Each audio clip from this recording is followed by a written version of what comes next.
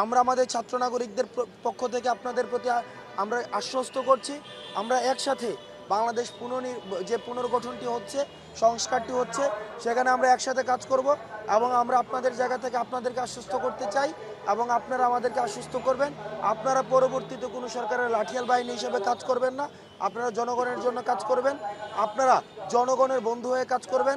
পুলিশের পোশাক কখনোই ক্ষমতার উৎস নয়, পুলিশের পোশাকটি হচ্ছে সেবার উৎস। সুতরাং আমরা আপনাদের পাশে থেকে নিশ্চিত করতে চাই যে পুলিশের পোশাকটি যেন সেবার উৎস হয়ে থাকে। সুতরাং আপনারা আবার কর্মে ফিরে আসুন স্বাভাবিকভাবে এবং আমরা সমন্বিতভাবে বাংলাদেশকে যে সংস্কার করার জন্য আমরা যে চেষ্টা করছি, পুনর্গঠনের জন্য যে চেষ্টা করছি, সেটিকে আমরা একসাথে পুলিশের মধ্য দিয়ে, পুলিশের উপস্থিতির মধ্য দিয়ে আমরা সেই কাজটি করব। পুলিশ ডিমোরালাইজ হওয়ার প্রয়োজন নেই, কারণ আমরা এটা জানি, আমরা এটা বিশ্বাস করি, সব পুলিশ হারুন নয়, সব পুলিশ হচ্ছে বেনজির নয়। পুলিশের মধ্যে সৎ মানুষ